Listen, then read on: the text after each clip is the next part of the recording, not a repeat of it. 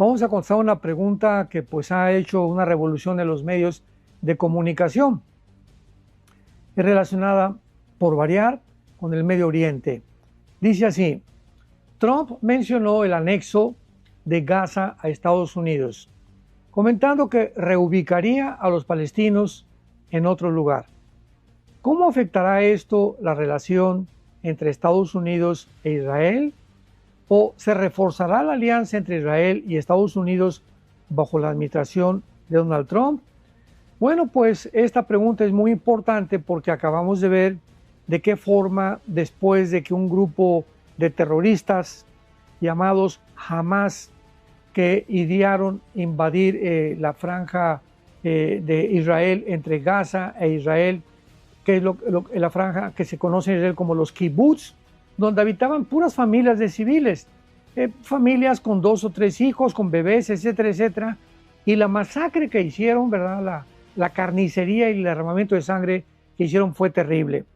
Esto propició que el gobierno de Israel, pues que ninguna nación se va a quedar con los brazos cruzados cuando entran a agredirnos extranjeros, principalmente grupos terroristas.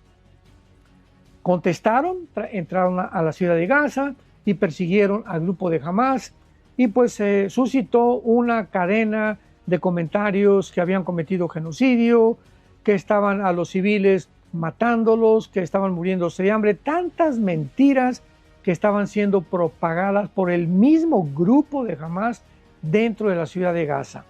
Entonces ahora el presidente Trump, que ha entrado a la administración nueva de Estados Unidos, pues ha decretado, ha dictaminado, cosa que todavía no se llega a un punto oficial, de que Gaza está completamente destruida. Casi habitaban 2 millones de gazaítas o de ciudadanos palestinos ahí.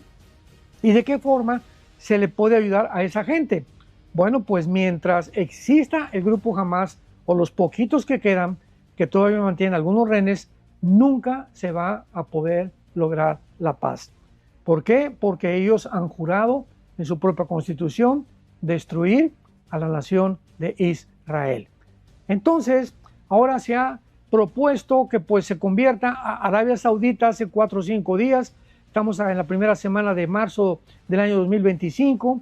Arabia Saudita acaba de proponer de que ellos pueden invertir millones de dólares en Gaza para reconstruirla, para levantar ciudades, hospitales, etcétera, etcétera, porque ninguna nación quiere aceptar a los palestinos. Esto es muy interesante. Los mismos que se quejan de que Israel los agredió y que están matándolos de hambre y de sed, ni Egipto, ni Jordania, ni Irak, ni Líbano, ninguna nación árabe acepta al pueblo palestino, porque saben lo revoltosos que son, los revolucionarios que son y que no se van a quedar en paz. Entonces, la relación entre Israel y Estados Unidos se ha estrechado aún más.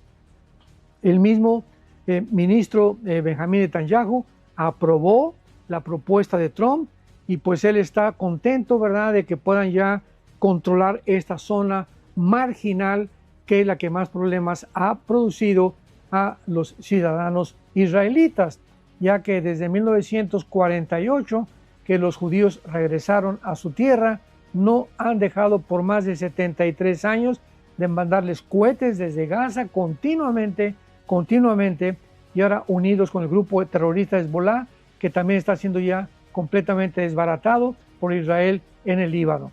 Así que esto ha reforzado la alianza entre Israel y Estados Unidos bajo la administración del presidente Donald Trump, gracias a Dios. Bueno, continuamos con esta tercera y última parte, Trump y el futuro de Estados Unidos. Una serie, se los digo con todo mi corazón, de las más pesadas que me ha puesto Dios para poder transmitir a su pueblo. Una serie importante, una serie durante todos estos meses. Usted no sabe las luchas espirituales que hemos tenido mi esposa y yo. Por cierto, le pido que oren por ella, está bastante enferma. Este lunes le dan resultados, a ver, tiene un problema aquí en el cuello. Y en fin, ¿verdad? Le hicieron una CT scan, una tomografía, aquí no tiene nada. Del exterior no tiene nada, entonces están viendo que ver qué tiene en el cuello. Les pido sus oraciones. Por eso no pudo venir Marta. Les manda muchos saludos, besos a todas las mujeres, ¿verdad? Y que puedan todos ustedes abrir su corazón a la palabra de Dios. Pero hemos tenido unas luchas tremendas, no se imaginan, y tal vez por esta serie el diablo está enojadísimo, pero enojadísimo, porque hay una forma en la que él puede mantener a la gente, es en la ignorancia. Acuérdense ustedes el versículo, mi pueblo pereció por falta de conocimiento. Entonces, cuando no tenemos la información adecuada y ya no se predican estas cosas en los púlpitos, entonces el diablo juega, como decía el pastor Roy, entretienen nada más, mantienen a la gente ahí contenta, etcétera, etcétera, pero mal informada. Y tenemos nosotros que llegó la hora de poder decir la verdad. Bueno, es interesante en esta última parte, es interesante también la opinión de Europa, porque independientemente que ahora con las elecciones hubo un ataque tremendo y pues la mayor parte de este país creían que de alguna forma definitiva iba a ganar la señora Harris y ganó el presidente Donald Trump.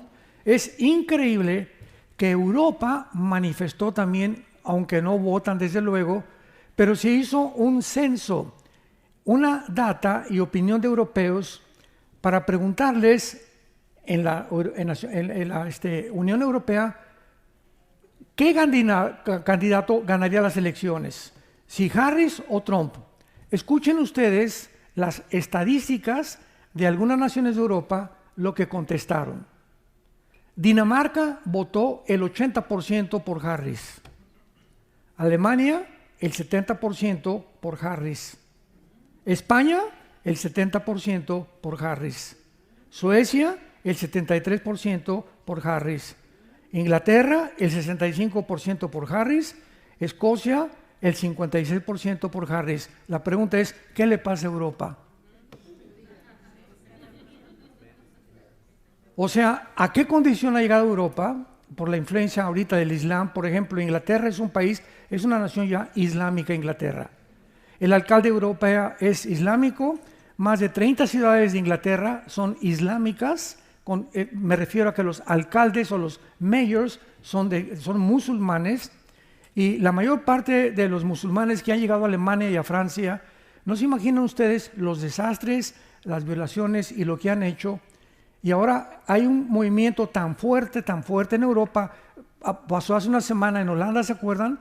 Que hubo un partido de fútbol y estaban esperando un movimiento preparado ya de antemano con una semana de anticipación para que el equipo de Israel lo esperaran afuera del estadio, los agredieron, los patearon, los mandaron al hospital. Y todo dirigido por musulmanes. Entonces Europa ya es un país viejito, porque por cada europeo hay 7 musulmanes que nacen. O sea, el europeo ya no se está reproduciendo. Es el 0.2% casi dentro de la demografía de Europa del porcentaje de personas que se reproducen. Entonces, en 5 años o en menos de 8 años, Europa es un continente musulmán. La influencia del Islam en Europa es completamente desastrosa. Ahora es entender también, ¿verdad?, que vamos a comprender en segundo lugar, ¿cómo es posible que Dios trabaje a través de seres humanos imperfectos? ¿Cómo es posible que Dios haya podido trabajar con Abraham cuando se echó un clavado con la sirvienta Agar? ¿Cómo es posible que Dios trabaje con David y le llame un varón conforme al corazón de Dios cuando comete adulterio y mata al esposo de Betsabé? ¿Cómo es posible que Dios haya trabajado con el apóstol Pablo cuando Pablo mató cristianos, perseguía cristianos y odiaba a los cristianos y se convierte en el apóstol más grande después de Jesucristo, en el cristiano más grande de toda la historia? Vamos a contestar todas estas preguntas, son importantes para entender la mente de Dios. Dice en Isaías 55, mis pensamientos no son tus pensamientos, ni mis caminos tus caminos. Por ejemplo, rápidamente Dios le dice a las mujeres en 1 Pedro capítulo 3, mujer, si tú eres cristiana y estás casado con un no cristiano, no le prediques. Aparentemente es una contradicción, ¿no es verdad? Porque la fe es por el oír y el oír por la palabra de Dios. Entonces la mujer podría decir, oye Señor, no te entiendo, me estás diciendo que si no le predico a mi esposo no se va a convertir. Cállese y no le predique. ¿Por qué? Porque Dios conoce la naturaleza del hombre y le dice a la mujer en 1 Pedro capítulo 3 versículos 2 y 3, gánalo con tu conducta. No le pongas en la mañana en el espejo cuando se vaya a rasurar, eres como Sodoma y Gomorra. O te vas a ir al infierno. El pastor dijo, y todavía nos meten a nosotros. El pastor dijo que te vas a ir al infierno con tus borracheras y todo lo que haces. No vas nunca a ganar a tu esposo de esa manera. Cuando una esposa se calla y es santa delante de Dios y ora por él, mi huevo con chorizo, sí, mejor, y también te traje chilaquiles, mi amor. Y cuando una mujer comienza a entender esto, no estoy diciendo que una mujer se deje que la golpeen. Ninguna mujer cristiana debe permitir que le pongan la mano encima. Eso no es misericordia ni tampoco mansedumbre, es mensedumbre. Tú eres digna, ¿verdad? Eres una hija de Dios y tienes que reportar eso o a la policía o a tus pastores para que de alguna manera tengas protección. Pero tienes que mantener lo que significa la sumisión hasta que tu marido no te diga, pues tenemos que ver pornografía para poder realmente tener un mejor matrimonio. Discúlpame, pero no te puedo obedecer en esto. Pues pasa sobre mi cadáver, pero no te obedezco. ¿Por qué? Porque hay una ley superior que me dice, Dios está en contra de la inmoralidad. ¿Me entienden?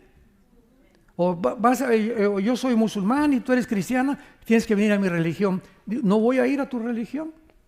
Pero tú tienes que someterte a mí. Eso, hay una ley superior a la ley del Islam y de la ley Sharia que me dice que yo no puedo someterme a una religión que es completamente contraria y antagónica a mi fe. Pero es que si no te vas de la casa, me voy de la casa, mi amor. Y tal vez si te vas un mes o 2 meses, recapacita y te vuelve a traer. Pero es el tiempo de probar nuestra fe. Es el tiempo de demostrar realmente en quién estamos creyendo. Vamos a contestar algunas preguntas muy importantes de carácter teológico. Número 1. ¿Se acuerdan de Daniel que leímos hoy en la mañana que Dios pone y quita reyes? ¿Por qué puso a Hitler? ¿Puso Dios a Benito Mussolini? ¿Puso Dios a Saddam Hussein? ¿Puso Dios a Mao Zedong en China? ¿Puso Dios a Maduro en Venezuela? ¿O a Petros en Colombia? Entonces la pregunta es, si no es realmente la voluntad de Dios, porque dice la Biblia que Él pone y quita reyes. Vamos a comenzar. La voluntad de Dios es, apúntalo, permisiva y directiva. Esto es muy importante. Les dije que íbamos a hablar teológicamente. En otras palabras, Dios, su voluntad es que nadie se divorcie. Y Dios dice en Malaquías, es abominable el divorcio para Dios. Pero por causa de la dureza del pecado, Dios permitió el divorcio. No es su voluntad. Pero hay matrimonios tan tóxicos que si siguen igual o si siguen juntos, se van a acabar uno al otro matando. O van a acabar con los niños. Entonces, hay situaciones extremas donde Dios permite el divorcio y por eso en el Antiguo Testamento Dios le dio a Moisés la carta de divorcio. No es su voluntad, Él lo permite. No es la voluntad que Dios, para ti muchacha que me escuchas, que eres soltera, que te cases con un hombre que no es cristiano, no es su voluntad. Está claramente en 1 Corintios 6, que comunión hay entre Dios y las tinieblas, entre incrédulos y creyentes. Pero tú te casas con aquella persona y entonces te va mal en tu matrimonio y dices, oye Señor, ¿por qué no lo impediste que yo me casara con él? Porque Él te lo permitió. Él no era su voluntad que te casaras, pero si Él interviniera para poder quitar nuestra libertad, ha violado la característica más grande que nos ha dado, que es la libertad de escoger. Seríamos robots. Imagínate que Dios impida que ese camión que se echó en reversa mate a esa niña o que ese hombre haya abusado de esa persona. Dios, estamos en un mundo caído donde todo lo que está pasando no es obra de Dios, es de nosotros. Somos nosotros los que hemos llegado al punto del mundo en que estamos viviendo. Pero si no conocemos a Dios, no podemos entender. Veamos un ejemplo también en los gobiernos en 1 Samuel 8, para que comencemos por ahí. 1 Samuel 8, cuando el pueblo de Israel se rebela contra el profeta Samuel. Samuel, queremos decirte, que no queremos ya que nos gobierne Dios. Oye, pero la voluntad de Dios es gobernar a través de la teocracia a ustedes. No, Samuel. Queremos que nos gobierne un hombre como todas las naciones. Versículo 4. 1 Samuel 8, versículo 4. Todos los ancianos de la Israel se juntaron y vinieron a Ramá para ver a Samuel. Y le dijeron: he aquí, tú has envejecido, tus hijos ya no andan en tus caminos, por tanto, constitúyenos ahora un rey que nos juzgue como tienen todas las naciones. Pero no agradó a Samuel esta palabra que dijeron: danos un rey que nos juzgue. Y Samuel oró a Jehová. Y dijo Jehová a Samuel: oye la voz del pueblo en todo lo que te digan, porque no te han desechado a ti. A mí me han desechado para que no reine sobre ellos, conforme a las obras que han hecho desde el día que los saqué de Egipto, dejándome a mí y sirviendo a los dioses ajenos. Capítulo 10 de 1 Samuel, versículo 17. Entonces sabemos que el pueblo escoge a Samuel en contra de la voluntad de Dios. Y dice la Biblia: después Samuel convocó al pueblo, yo saqué a Israel de Egipto, pero vosotros habéis desechado hoy a vuestro Dios. Vemos el primer clásico caso en la Biblia del primer rey de Israel. Dice la Biblia que Dios pone reyes y quita reyes. Pues Dios no puso a Samuel. Dios permitió que Saúl gobernara. Y le dijo a Samuel, al profeta: dile al pueblo que escojan ellos a ese varón, y escogieron al peor, porque era muy bien parecido y lo que tú quieras y mandes, y sin embargo se convirtió Saúl en de los peores reyes que tuvo Israel. Ahora, en el libro de Amós, más adelante, el profeta Oseas, capítulo 8, versículo 4, Oseas 8:4, vean lo que dice este profeta: ellos establecieron reyes, pero no escogidos por mí. Constituyeron príncipes, mas yo no lo supe. Aquí vemos claramente que Dios no había puesto a muchos reyes que escogió el pueblo, sino que Dios les dio al pueblo cuando vio que el pueblo se rebelaba en contra de sus leyes. Vayamos al Salmo 106 y veamos otro caso que no fue la voluntad de Dios darle al pueblo cuando se cansaron del maná. Querían cambiar, que les trajeran Pizza Hut. Y dice el Salmo 106, versículo 14 y 15: se entregaron a un deseo desordenado en el desierto y tentaron a Dios en la soledad. Y Él les dio lo que pidieron, mas envió mortandad sobre ellos. Aquí comenzamos a ver un camino de Dios. Cuando Dios ve que un ser humano, mira, Panchito, no es bueno que tú seas gay, que tú seas homosexual. Mira, Martita, no quiero que tú seas lesbiana. Te voy a llevar un mensaje el domingo a una iglesia el domingo, tus padres están orando por ti.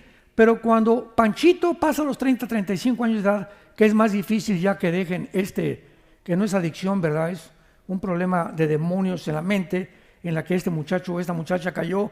Y si el muchacho insiste en eso, entonces la manera de Dios es que entonces lo empuja para que toque fondo.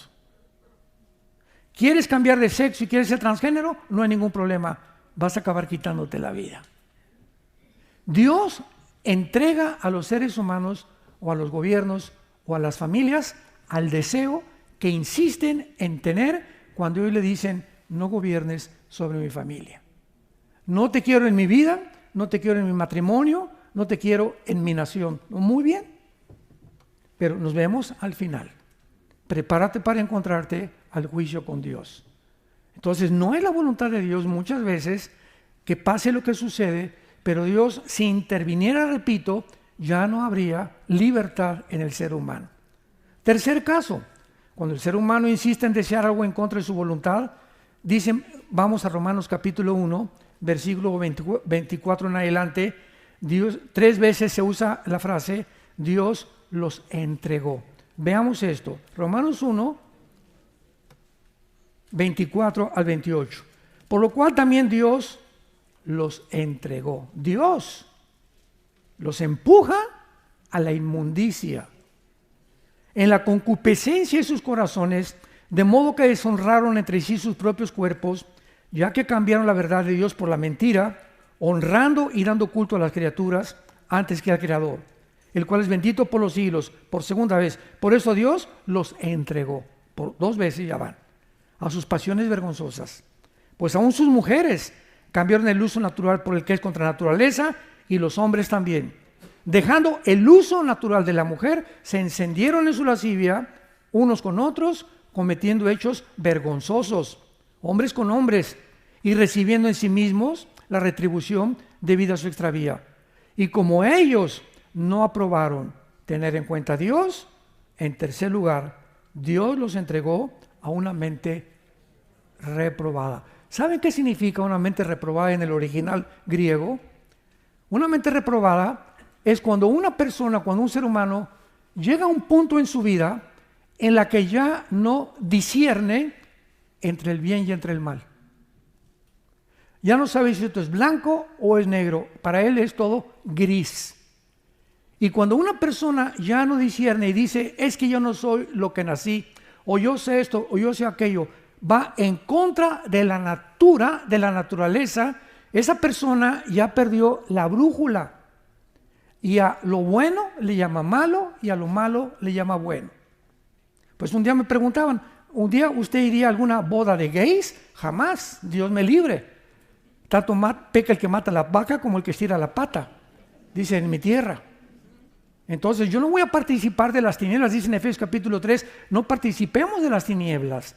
Tenemos que distinguir lo que le agrada a Dios y lo que no le agrada a Dios. No voy a agradar a la familia, ni aunque mi hijo o mi hija sean eso, no voy. Mi hijo te voy a seguir amando y mi hija te voy a seguir amando, pero no estoy de acuerdo que participes en estos hechos vergonzosos con tu hombre o con tu mujer.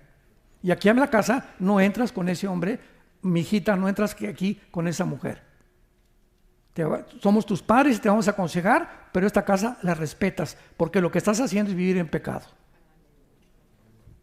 Tenemos que ser y formar nuestro carácter de esa manera, santos de Dios. Entonces, estamos en un mundo, lo acabamos de ver. ¿Vieron los Juegos Olímpicos de Francia? La Santa Cena con una señora gorda judía que es transgénero, con 2 hombres, se ven las fotos sin calzones, con sus órganos genitales de fuera, con un niño de 6 años junto con él.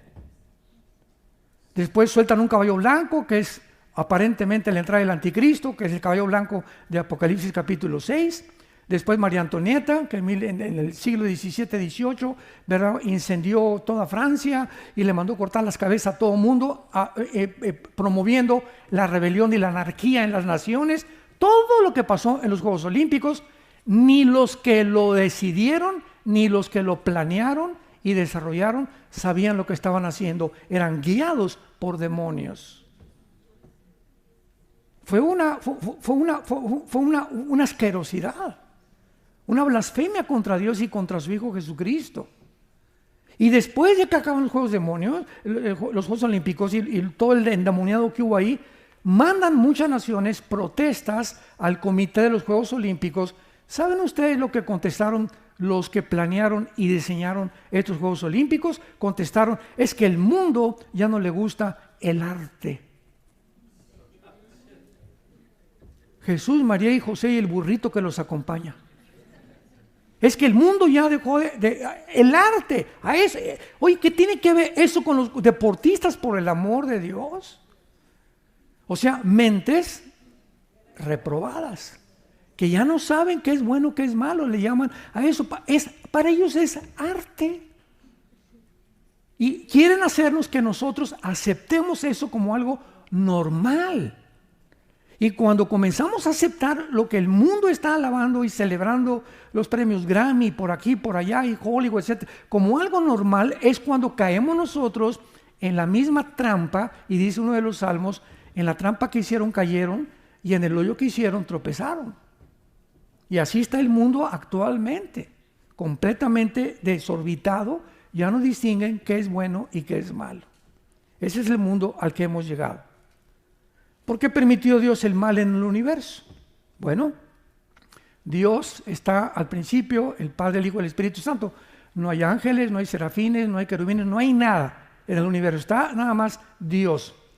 Y en ese momento, Dios, en su primer pensamiento que hubo, estaba la cruz. Antes de que Dios creara cualquier cosa, antes de nosotros y de los ángeles, en su pensamiento y en su propósito había una cruz. Entonces dice Dios, vamos a crear criaturas. Pero esas criaturas que vayamos a crear tienen que tener 3 probabilidades. Una, no vamos a crear nada. No, Dios es Dios, Él no necesita a nadie para ser Dios. No crear nada. Número 2, vamos a crear criaturas que siempre me obedezcan y que no haya el mal en el universo. Y número 3, vamos a tener esta opción. Vamos a crear criaturas que tengan la libertad de escoger entre el bien y entre el mal, entre un camino u otro camino. Pregunta, de esas 3, ¿tú cuál escogerías? Si me dices, pues yo hubiera escogido la primera, que no hubiera creado Dios nada. Filosóficamente no se puede comparar la nada con lo algo. Entonces tú no puedes creer que hubiera sido mejor no haber creado nada. Fue la pregunta que en el libro de Job, capítulo 3, él dijo, ¿por qué no me hiciste un abortivo? ¿Por qué de repente estoy con una familia y me quitas a mis hijos, me quitas mi casa, me quitas todo? Él no podía ver todavía el propósito al final de Dios, y lo que veía con sus ojos, lo que podía percibir Job era, no te entiendo, Señor. Y hasta el capítulo 42 entiende a Dios. Número 2, yo hubiera preferido que no hubiera mal y que jamás hubiera existido la violencia, ni las lluvias, ni los tsunamis, ni los robos, ni los asesinatos. Muy bien, hubiera sido una creación de puros robots. Nos hubiera dado programado Dios como un chico, una cuerda, ámame, ámame, ámame, ámame. Pero para que hubiera una opción y las criaturas lo aceptaran libremente, es imposible que no hubiera otro camino. Es exactamente para aterrizar en una nación. Voten ustedes por Juan Camaney. Y el segundo candidato, no hay. O sea, el único candidato es el que está ya de dictador. Y ponen a otro de payaso, ¿verdad? Para que dizque le haga la contrapunta, pero sabemos que va a ganar siempre aquel. Y aunque voten por el otro, va a seguir esa dictadura en ese. Entonces, ¿hay libertad? No, ¿verdad? Hay libertad hasta que tienes la opción de escoger otro camino. Ahora, ¿cómo podríamos escoger otro camino si no hubiera el mal? ¿Cómo sabríamos que de tal manera amó Dios al mundo si Cristo no hubiera muerto en la cruz? ¿Cómo podíamos considerar y percibir la grandiosidad del amor de Dios si no hubiéramos conocido lo que le hicieron a su Hijo en la cruz? ¿Me van siguiendo? Entonces comenzamos a entrar en la mente de Dios. ¿Por qué Dios permitió el holocausto judío? Yo recuerdo que fuimos con mi esposa y hemos ido como 4 veces a Israel, y en uno de esos viajes entramos al Museo del Holocausto. Tú nos acompañas una vez, ¿verdad? Creo que el último viaje fue el más bonito. A ver si el año que entra vamos a Israel otra vez, si es que se calmaron las cosas. Y en el Museo del Holocausto estábamos mi esposa y yo viendo, es una cosa tremenda el Holocausto ahí, el museo.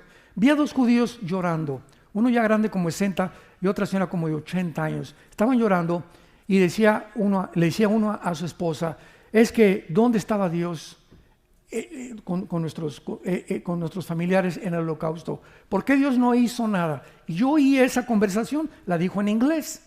Entonces me acerqué a la pareja y le dije, ¿me permiten darles un consejo? Y se voltearon a verme.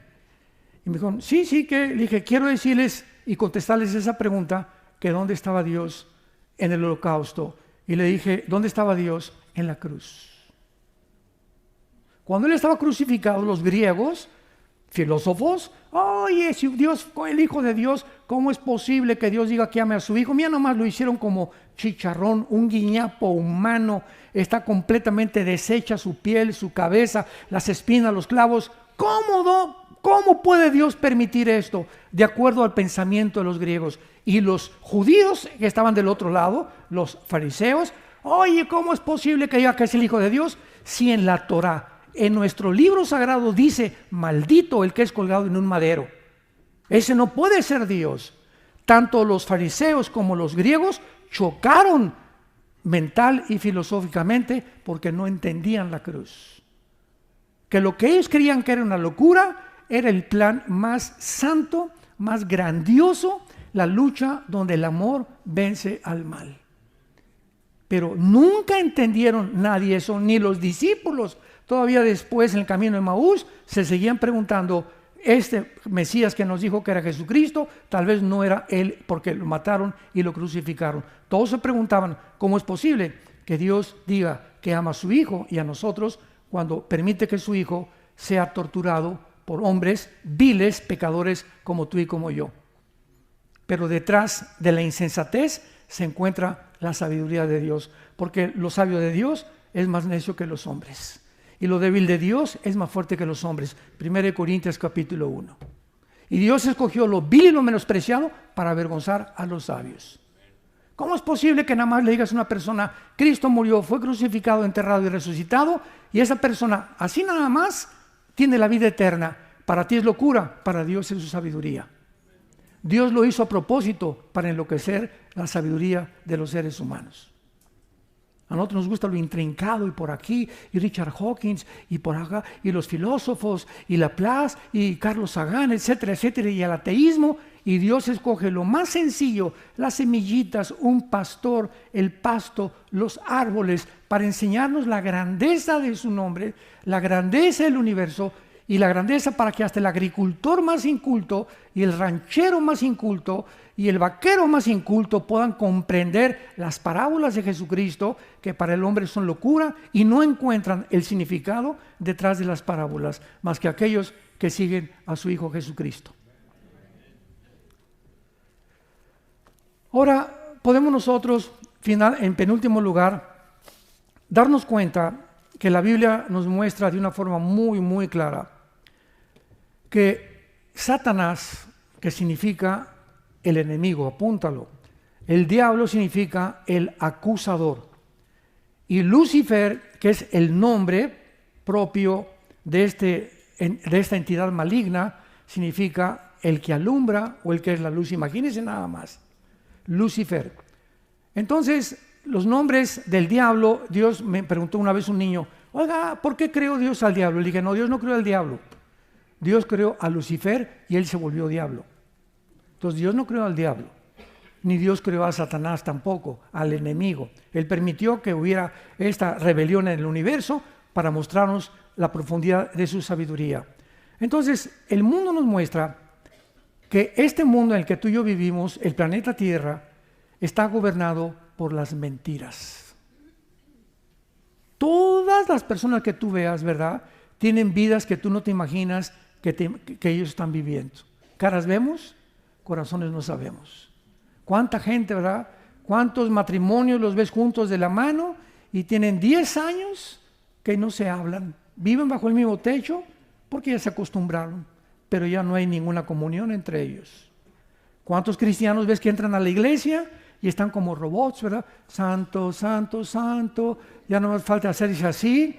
Salir de la iglesia de lunes a viernes, se portan como el anticristo y llegan el lunes a la iglesia, el domingo a la iglesia, y en lugar de llegar el domingo a tu iglesia a la que tú vas, buscar por quién orar, a esta doña Chole que le duele el estómago, a esta doña Carmelita que le duele la panza, oiga, la veo muy triste, doña Carmelita, no me permite orar por usted, oiga, jovencito, te veo también muy amargado, muy triste, ¿no quieres que ore por ti? Entramos como si entráramos al cine, a la iglesia. Yo cuando voy al cine a ver una buena película, entro con orejeras, no me importa el que está junto ni aquí, mis palomitas y mi Coca-Cola de dieta. Pero no me importa a nadie, ¿verdad? Porque voy a ver el cine. Entonces, el domingo no es el cine en la iglesia. Tú tienes que entrar el domingo a la iglesia a buscar a quién ayudas. Buscar por quién oras. Buscar caras, a quién está triste, a quién veo por allá. Aquí no los ves, matrimonios que ya no se agarran de la mano, ni están abrazados. Tenemos que saber que vivimos para los demás. Y mientras más te preocupas por los demás, más felicidad encontrarás en tu vida. Pero es el secreto de la vida, vivir para los demás, vivir para servir y no estar esperando que nos sirvan. Esto es importantísimo. Entonces, veamos el ejemplo, nada más quiero que vean esto, con las preguntas que voy a hacer. de las mentiras que vive el mundo. Número 1, ¿cómo es posible que en el siglo XX hayan creído ciegamente que venimos de Chita? Señores científicos y maestros de universidad que nos visitan, ¿cómo es posible que en el siglo XX se haya asumido y casi hasta dijeron es científico que hayamos venido de la famosa teoría de la evolución, que todo haya provenido de una sola célula? ¿Cómo es posible cuando la biología, los aminoácidos de la vida, que son los ladrillos, han impedido, impiden e impedirán la evolución? Biológicamente, la evolución, ateo que me escuchas, maestro de universidad, es imposible. Físicamente, la segunda ley de la termodinámica tiene un proceso que todo se destruye, todo se oxida, todo se echa a perder, el Sol está perdiendo millones de toneladas de masa. ¿Cuál evolución? No es cierto que haya una evolución en ninguna parte del universo. Todo tiende a un proceso que le llaman la entropía de descomposición. Todos estamos envejeciendo, perdiendo celularmente nuestra vida, el universo, todo se echa a perder, todo se oxida, porque se llama la ley de la entropía y en la Biblia la ley de la corrupción. Y en tercer lugar, 1954, le dan el premio Nobel de Medicina al doctor Hawkins y al doctor Crick y Watson, se los dan norteamericanos porque descubrieron la molécula del ADN, el ácido desoxirribonucleico.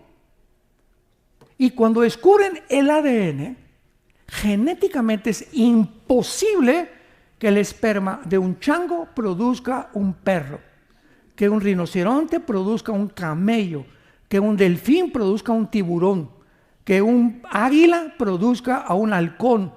La genética y las células con las cuales todo está repartido en el mundo, peces, animales y seres humanos, contradicen y echaron abajo la evolución. En 1956, 2 años después, el 60% de los científicos norteamericanos se convirtieron. Y dijeron, yo no puedo seguir enseñando una mentira. Y todavía en algunas universidades se sigue enseñando que venimos de tu comadre la Chita. Increíble, ¿cómo es posible que lo hayamos aceptado? Número 2, ¿cómo es posible que el mundo siga creyendo que el comunismo-socialismo es la respuesta para la mejor sociedad? Cuando el siglo pasado, 100 millones de personas bajo regímenes como la Unión Soviética, bajo Stalin, murieron 20 millones. En la China, bajo Mao Zedong, 45 millones. En Camboya, bajo Pol Pot, 2 millones. En Corea del Norte, Vietnam, Laos, Etiopía, Afganistán, se demostró su fracaso total. ¿Por qué entonces en el siglo XXI, donde nos encontramos, se vuelve a desenterrar el comunismo y el socialismo, inclusive en este país? Gracias a Dios que ya esto está desapareciendo aquí, pero todo el continente americano, como lo vemos, y el continente europeo, creen que es la filosofía cuando se demostró en 1991, cuando cayó la Unión Soviética, la Unión de Repúblicas Socialistas Soviéticas. Mikhail Gorbachev fue con el Papa Juan Pablo II al Vaticano y le dijo, hemos fracasado, el comunismo no puede funcionar por 2 cosas. Número 1, sacamos a Dios de Rusia, de la Unión Soviética, y número 2, nos aislamos del mundo capitalista. Entonces, si ya se demostró que no es viable, que no funciona, que no puede ser ninguna nación sostenida, ¿por qué hemos regresado a establecer, inclusive en este país, un sistema que está completamente corrompido? Donde los gobiernos tienden a poder apoderarse de los medios de comunicación, apoderarse de las mentes de los seres humanos, a restringir los medios de expresión, donde hemos visto claramente los abusos que hubo. Por eso fracasó, porque hemos desenterrado otra vez, porque no tenemos otra opción. La democracia tampoco funcionó. Decía Winston Churchill, la democracia es un poquito mejor de los gobiernos, pero no hay gobierno perfecto. Pero el peor es el comunismo-socialismo, donde esta nación estaba cayendo desde Barack Obama, que fue el que quiso poner un socialismo donde el Estado tenga el control sobre las empresas, se convierte en comunismo, donde viene la expropiación privada. En México, el año que entra, comienzan a expropiar las propiedades, si Dios no lo permite. En tercer lugar, ¿cómo es posible que el mundo haya creído en el nazismo? 85 millones de alemanes. Escuchen, 85 millones de alemanes, maestros de escuela, universitarios, médicos, abogados, antropólogos, ciencias políticas y todas las disciplinas académicas que me puedas mencionar. Un pueblo cultísimo, un pueblo intelectual, un pueblo preparado. ¿Cómo es posible que el nazismo los haya engañado? 85 millones de personas. Y que cuando se quita y se cae la cortina del telón, se ve lo que se encontraba detrás. ¿Cómo es posible que hayan podido creer que el nazismo iba a levantar a Alemania cuando fueron engañados por un hombre llamado, que más de 80 millones de alemanes fueron engañados y más de 12 millones de seres humanos fueron asesinados, 6 millones de judíos en las cámaras de gases? ¿Cómo es posible, en quinto lugar, que hayan aceptado imponer la ideología de género a nivel nacional? Que yo llegué a la escuela y que vea los cuadernos de mi hijo, donde están el pene de un hombre y otro niño masturbándose en el quinto año de primaria. ¿Cómo es posible que yo pueda ver los cuadernos, los que revisamos los cuadernos de nuestros hijos, los que tienen usted ahorita hijos pequeños, que tú veas eso y que tú no vayas a esa escuela y les digas, ustedes, ¿cómo enseñan esto a mis hijos? Mi hijo tiene 6 años de edad, está en un kinder casi. ¿Cómo es posible que crean que pueda tener un discernimiento sexual a esa edad? Y decirle que si no se siente hombre, que puede decir que es mujer, y que si siente mujer, no les diga a sus papás, porque si les dices a sus papás, entonces no lo podemos operar. Lo mandamos a que le hagan la operación quirúrgica y los papás no se pueden meter. Si yo hubiera, en mi época, ¿verdad?, que tenía a mis hijos chiquitos, hubiera detectado eso, yo no lo hubiera aceptado. Yo saco a mi hijo de la escuela, prefiero que sea un bruto santo y no un diablo inteligente. Fue lo que hizo la mamá de los Wesley. Tuvo 10 hijos casi, 8 fueron misioneros. Y cuando nacieron, ella fue lo que le contestó. Mi hijo se va a ir a Harvard, y se va a ir a Princeton, y se va a ir a Oxford. Voy a mandar, ¿ves?, a Alemania a mi hija a que estudie confección y a Italia a que estudie esto y el otro. Y creíamos que mandarlos a Francia y Europea y por aquí y por allá, nuestros hijos van a ser grandes artistas o grandes esto, cuando lo estábamos mandando al matadero. Cuando me decían los padres, voy a mandar a mi hijo a España, voy a mandar eso, aquí, ¿sabes? Prefiero que esté en un hijo y darle yo educación, que lo que llaman ahorita muchas iglesias están teniendo escuelas privadas, enseñándoles a los niños. Nosotros ya en México estamos en nuestras iglesias, y ya tenemos una iglesia, una escuela grande, gracias a Dios, en Querétaro, en Toluca, perdón, y estamos ya diciendo a los padres, saquen a sus niños de las escuelas públicas.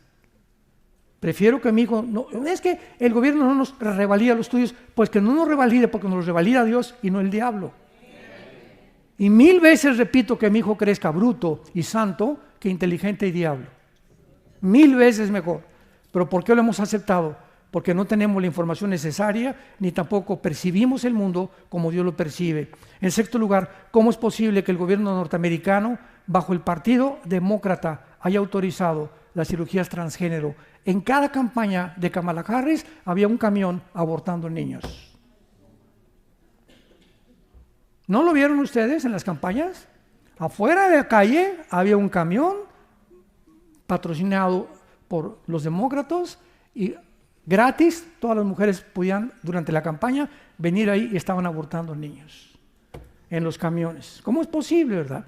¿Cómo es posible que el mundo haya aplaudido la masacre y el genocidio de 1000 judíos el 7 de octubre del 2024, el año pasado, y que hayan acusado a Israel de genocidio con celebraciones públicas, bailando y celebrando de que los Hamas hayan matado a más de 1000 personas y siempre liberen Palestina, y no había manifestaciones diciendo liberen a los rehenes? ¿En qué mundo estamos? Esos rehenes, ¿saben ustedes que tienen a un niño de 1 año nacido de rehén? En las leyes de la milicia, jamás se permite, en las leyes de la guerra, que ninguna persona tome rehenes de civiles.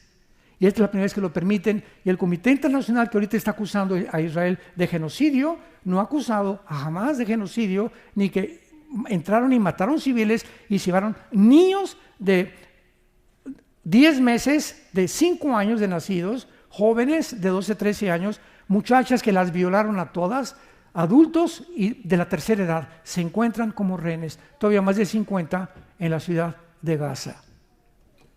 ¿Por qué no los acusan a ellos de genocidio? ¿Por qué se fueron contra los que fueron víctimas, que fue en la nación de Israel, por el odio que el diablo le tiene a Israel? Y finalmente, ¿cómo es posible? Esto ya es el colmo. Que las universidades de Columbia en Nueva York, Oxford en Inglaterra, Princeton, Yale, escuchen esto, Harvard, Princeton y Yale, estas 3 universidades que son de las más prestigiadas en este país, ¿saben ustedes quién las fundaron? Pastores.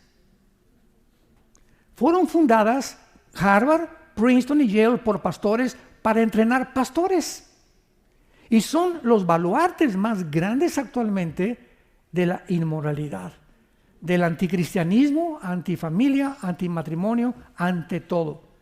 Pues los estudiantes de Harvard, de Columbia, de Yale, se levantaron a protestar en las calles para decir: liberen a los palestinos. Nunca una protesta, por favor, liberen a los rehenes pro-palestinos, y todos eran musulmanes, la mayor parte de ellos. Nuestra hija Salem, que se acaba de casar, hizo una maestría en Harvard, y fuimos este año, a principios de este año, le iban a dar su diploma, lo hizo todo online. Yo le dije: no vas ni de chiste físicamente allá a Boston. Y la hizo todo por online, y ya pasó sus exámenes, ya se le dieron su major en ciencias políticas. Tuvimos que ir a Boston a la graduación, y estaba todo Boston rodeado con puros estudiantes.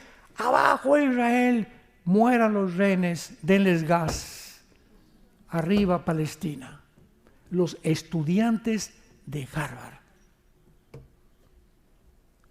Le dije: ya ves, le dije a nuestra hija Salem, le dije: ya viste, ¿por qué no quisimos, y tu mamá y yo oramos para que no pudieras tú ir personalmente a ese centro de enseñanza? Porque está completamente degenerado. Y así hemos llegado a un siglo, hermanos, donde necesitamos abrir los ojos y ya. Ya no es posible que tú como cristiano sigas ciego, ni sepas lo que está pasando en el mundo, y creas todo lo que ves en la televisión y todo lo que oyes en las redes sociales. Ya, abre los ojos, ven a la palabra profética más segura. Acércate más a Dios. Dile: Señor, no entiendo esto, no entiendo aquello. Yo no puedo cambiar a mi hijo, yo no puedo cambiar a mi esposa, a mi esposo, no puedo cambiar San Antonio. Padre Santo, no soy Dios, lo reconozco, tú eres el Altísimo, pero yo quiero vivir cerca de ti. Quiero vivir en tu palabra, Señor. Quiero que me des paz y que cambies a mi hijo, que cambies a mi esposa. Te pido por mi ciudad, pero yo necesito comenzar conmigo. Tenemos que comenzar con nosotros mismos. Ay, hermano, quiero que hable con mi esposa. Y le pregunto: doña Chole, ¿y usted cómo está con el Señor? Usted quiere que ore por su esposo, ¿y usted cómo está? ¿Usted está bien con el Señor? ¿Está caminando con el Señor? ¿Está usted teniendo sus devocionales diarios? ¿Ama al Señor con todo su corazón? ¿Les da un buen ejemplo a sus hijos? Entonces no se vaya preocupando: por mi hijo le pasó esto, y mi hija anda por acá. ¿Y usted? ¿Usted qué? Mientras nosotros no cambiemos y nosotros no seamos transformados por el poder de Dios, no esperemos cambiar a nadie. Una jarra vacía no puede llenar vasos. Tenemos que llenarnos primero nosotros para poder llenar las vidas de la gente alrededor, principalmente de la familia. Si yo estoy vacío, ¿cómo quiero que Dios cambie a mis hijos cuando Dios quiere comenzar con mi propia vida? Para que podamos entender que no podemos ser lámpara de la calle, tristeza de la oscuridad, mientras nosotros vivamos en tinieblas y no obedezcamos a la fe y a la verdad de su palabra. Bendito sea el Dios y Padre de Jesucristo nuestro Señor. Oremos. Que nos ha hecho renacer para una esperanza viva. Padre, te damos las gracias por tan grande salvación que has hecho en nuestras vidas. Y de Jesucristo, el pastor de las ovejas, por la sangre del pacto sempiterno, que nos ruega ahora hacer las cosas que son agradables delante de Él. Dios te pide en este tiempo que nos encontramos, donde nos está dando un recreo corto tal vez, un respiro, cuando la descomposición de este país estaba a punto ya de oler a podrido, donde ya era una basura el gobierno y la sociedad. Dios en su misericordia, como en el tiempo de los jueces, manda a alguien a levantar los altares derribados por reyes malignos. Toda la historia del Antiguo Testamento son reyes, gobernantes que se levantaron contra Dios. Dios levantaba otro rey que levantara los altares y regresara al pueblo a la adoración del único y verdadero Dios y Padre de Jesucristo nuestro Señor. Dios ha hecho, tenemos que abrir los ojos, Dios ha hecho lo mismo con esta nación, tan grande esta nación, que mandó misioneros al mundo, esta nación que ha sido un faro de luz por casi 75 años. Esta nación que ha permanecido fiel en la palabra y en la Biblia, donde antes se leía la Biblia en todas las escuelas, donde las familias tenían conceptos y valores judeocristianos, y vinieron gobernantes a derribar todos esos altares, y viene Dios en su grande misericordia a levantarlos otra vez. Abramos nuestros ojos y veamos lo que Dios está haciendo y digámosle: bendice alma mía Jehová. No te olvides de ninguno de sus beneficios. Él es el que sacia de bien tu boca, el que te corona de favores y misericordias, el que nos sana todas nuestras dolencias, el que pone nuestros pies sobre la peña. Esperanza mía, castillo mío, mi Dios, en quien confiaré. El que nos libra del lazo, el cazador de la peste destructora, porque hemos confiado en Él. Y porque todos los que confiamos en Él, porque le conocemos y porque sabemos que Él es bueno y quiere lo mejor para nosotros, mientras nosotros le obedezcamos, porque en la obediencia está el secreto de la bendición. Gracias, Padre, por tu palabra en estos días. Llénanos de tu espíritu. Discernamos, por favor, te lo pedimos con todo el corazón, lo que pasa en el mundo para ayudar a la gente a nuestro alrededor. Te pedimos por el presidente Donald Trump. Te pedimos, Señor, solo tú conoces su corazón por su salvación, su familia, sus hijos, nietos. Te pedimos también, Señor, por Joe Biden, donde quiera que él se encuentre, por Jill, su esposa. Te pedimos por Kamala Harris también, Padre, que ellos puedan, nunca es tarde mientras tienen vida, acercarse y descubrir que tú existes y que puedan arrepentirse de todas las males y la maldad que tuvieron en su corazón, porque tú eres un Dios misericordioso, que para eso viniste, a buscar pecadores y salvarlos como nos salvaste a nosotros en el pasado. En el nombre de Jesús, amén.